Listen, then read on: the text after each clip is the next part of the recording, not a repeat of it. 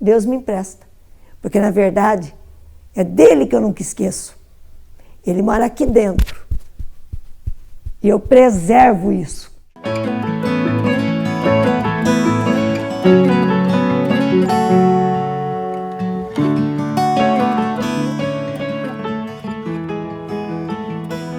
Bem, nasci em Porto Ferreira, na Rua Matias Cardoso, 412. Essa casa ainda existe e ainda é de nossa propriedade. Estudei no Grupo Escolar Sul de Minúcia. Depois do 4º ano, eu fui para a escola Washington Luiz, onde lá eu terminei até a habilitação para o magistério.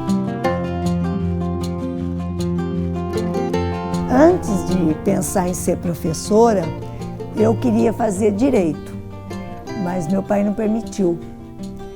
Aí, meu pai achava que eu não deveria ser professora nada, ele tinha que montar alguma coisa e essa alguma coisa ele gostaria que eu fosse costureira, porque a minha tia, ela já era costureira e bastante famosa na cidade.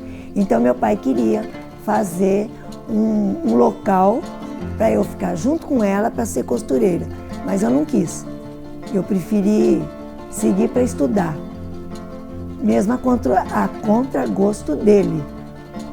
Eu fiz o magistério, o qual não me arrependo, porque mesmo que ele não me deixasse fazer nem para direito, e também eu gostava de educação física, e era incentivado por uma professora, mas ele não me deixava estudar fora.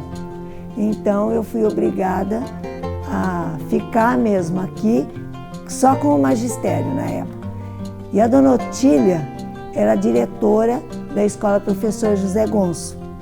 E ela queria por toda a lei, que o meu pai permitisse que ela me colocasse lá, porque na época não precisava de concurso público. O próprio diretor, tendo vaga em alguma sala, ele colocava o professor na sala de aula. E ela queria, por toda a lei, que eu fosse uma professora da escola Professor José Gonço, onde ela estava como diretora, que hoje nós temos uma escola que leva o nome dela, Otília da Silva Silveira, lá no bairro Cristo Redentor. E ela ia na minha casa, e ela dava bronca no meu pai, porque eles eram muito amigos. Ela, o seu Osório, que era o marido dela, o seu Osório já havia arrendado uma farmácia que o meu avô tinha, que era a farmácia central. E o seu Osório arrendou essa farmácia.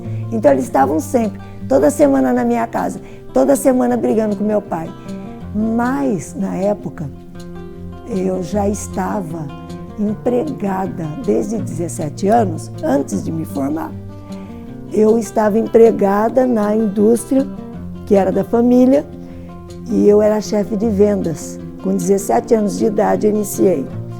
E meu pai achava que eu não deveria sair daquilo que era meu. Então ele brigava, no bom sentido, com a dona Otília, que não deixava. E o que a dona Otília fazia? Ela ligava, me oferecia as aulas do Gonço de substituição, eu saía da exposição de móveis, deixava as vendedoras lá, ia para o Gonço escondida, mesmo porque meu pai não ia ver, porque ele trabalhava como gerente na fábrica de louça. Eu ia, dava as aulas até 4h30 da tarde, da meio-dia e meia às 4h30, voltava para a exposição para fechar às 6 horas, entre 5h30 e 6 horas. E às vezes ficava com freguês até 8, 9 horas da noite. Olha, a educação é tudo aquilo que a sociedade necessita para realmente ela florescer. Isso é educação. Porque através da educação nós temos todos os segmentos da sociedade em formação. Então, educação é isso. Eu acredito que o posto mais importante em cima dessa terra é o posto do professor. O professor, se ele soubesse a força que ele tem, ele não pararia um segundo para pensar diferente. Ele mesmo, ele sozinho, ele ia lhe dar o devido valor, já que hoje em dia a valorização do professor caiu demais. Nesses 51 anos que eu atuo dentro da educação, teve época em que o professor, ele era tão respeitado quanto um juiz de direito e ganhava igual a ele.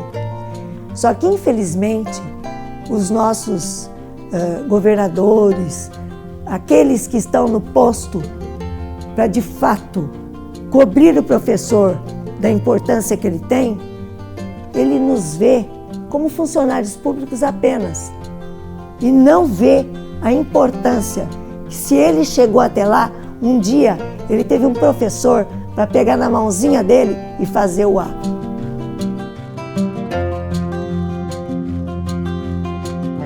Eu acho assim, são flores do meu jardim, tem que ser regado. Quem vai regar minhas flores são os professores. Fui eu que reguei tantas flores. São flores. É isso que eu penso dos alunos.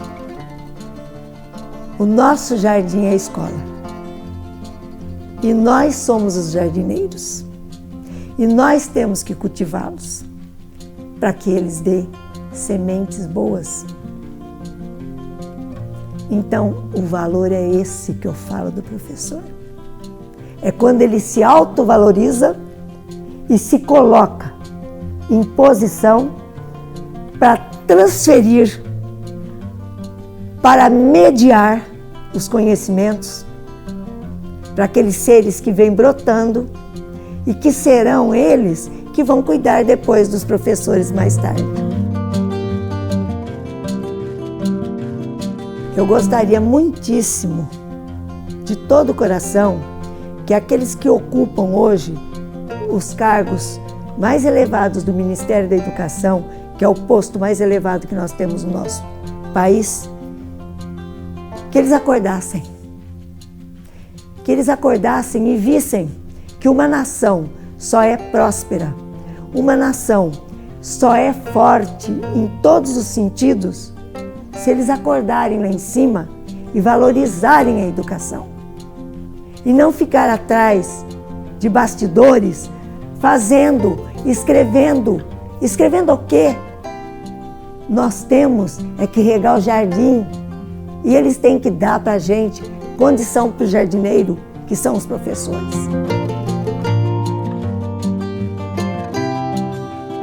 Sudminus. Sudminus foi minha primeira escola. O meu primeiro diretor se chama professor João Teixeira, depois Dona Olímpia Teixeira, aluno de unha comprida, não entrava na sala de aula. Aluno que não tivesse uma fita na cabeça para amarrar, para não deixar o cabelo vir para a testa, não entrava na sala de aula. Então a gente comia as unhas, de medo que a Dona Olímpia vinha com a tesourinha. E a Dona Olímpia vinha. Ela descia as escadinhas lá do Sudminus, ia no pátio e escolhia uma classe, porque nós só subíamos enfileirados. Ninguém subia fora de fila. Era uma organização assim, parecia um quartel. Então, ela chegava na fila e ela pegava mãozinha por mãozinha da fila inteira e passava a tesoura. Se doía, se não doía, estava tudo certo para ela. Então, o que a gente fazia? Se a gente perceber alguma lasquinha a mais, a gente comia no dente, antes dela chegar.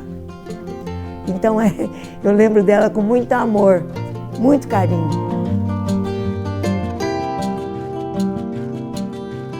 As duas pistas era uma rua pedregulhada, era uma avenida pedregulhada. E do lado de lá, vindo do centro, sentido bairro, então do lado de lá, onde hoje é o Jardim Primavera, ali era uma matinha. Eles falavam que era como uma capoeira, né? o que eles chamavam antigamente, era uma mata cheia de gabirova. Então eu, mais algumas pessoas, chupar gabirova lá. E fui sempre com as minhas primas que vinham de Descalvado. Dona Rosa Pavani era a avó das minhas primas e elas vinham aí para casa da avó, já me carregava e eu ia embora lá para chupar a bendita da gabirova. Eu nem posso apontar um, eu não tenho essa autoridade de dizer um, porque foram inúmeros ferreirenses natos, nascidos em Porto Ferreira, que fizeram a educação, que fizeram crescer essas escolas todas. Eram exigentes. Uma das professoras que eu me lembro, que era muito exigente mesmo, era a Dona Ione. Ela sempre teve um primeiro ano. Cair na classe da Dona Ione, tinha que ficar de bico calado, porque senão apanhava mesmo. Então eu lembro de todos os meus professores, Clara Ribaldo, Sebastiana Bueno, Maria Luísa Meduna, Olinda, Américo da Silva. Lembro das professoras que eram dos meninos, porque era separado. As meninas ficavam de um lado da escola, os meninos do outro. Dona Moacira Pedroso, a Dona Laís, Dona Lia, Dona Ruth Barroso. Gente, nós tivemos assim, pérolas na educação de Porto Ferreira. Pessoas fabulosas, pessoas que se doavam, professores que não se via reclamar, mas viam aclamar a educação, levantar a educação. E foi ali que o meu marido me conheceu, jogando vôlei. Ele era goleiro do Palmeirinha. É o Fazenda, o Wilson Augusto Oliveira Federico. Ali nós nos conhecemos, ali a gente começou a flertar, porque era flerte na época, até que deu namoro. Deu namoro, só namorei ele, casei com ele, ficamos juntos 48 anos. E no dia que ele foi embora dessa terra, eu estava internada, tinha saído de um coma, e ele entrou em outro coma, em Ribeirão Preto, morreu e foi embora, escondido de mim. Estou até hoje procurando onde ele se escondeu.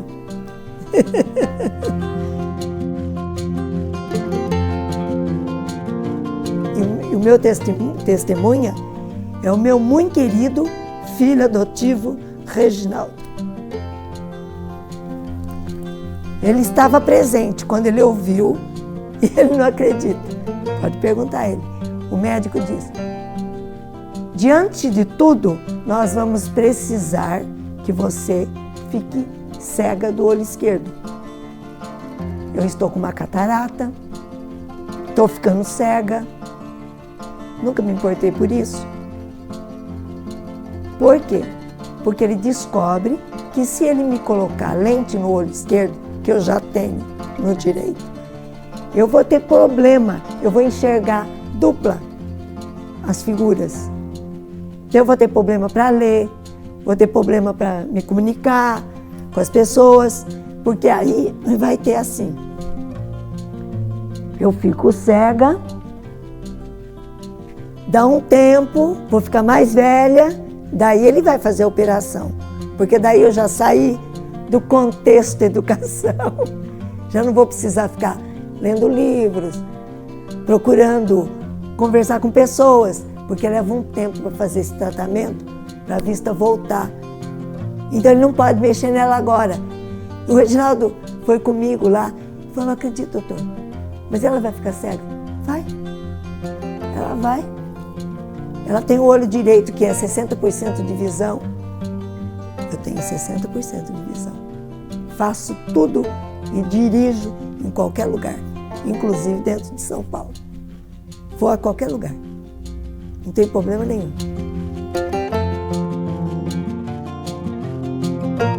E Deus empresta pra gente aquilo que a gente necessita para sobreviver. E cada vez que reclama, piora a situação. Porque ele esquece do pai. Ele lembra só de situações materiais. Eu nunca lembro da situação material. A matéria chega para mim por merecimento? Talvez. Por empréstimo. Deus me empresta. Porque, na verdade, é dele que eu nunca esqueço. Ele mora aqui dentro. E eu preservo isso. Eu saí da Igreja Católica. Eu fui para o Espiritismo. Por quê? Porque ele me chamou para o Espiritismo. E lá eu fui útil. Atendi muita gente. Trabalhei 35 anos na Umbanda. Nunca, sequer, eu fiz alguma coisa, coloquei alguma coisa em movimento para atrapalhar a vida de ninguém. Muito pelo contrário. Para limpar, para orientar, eu sempre servi. E quero, até o final da minha vida, fazer isso. O que eu puder estender minha mão, tenha certeza.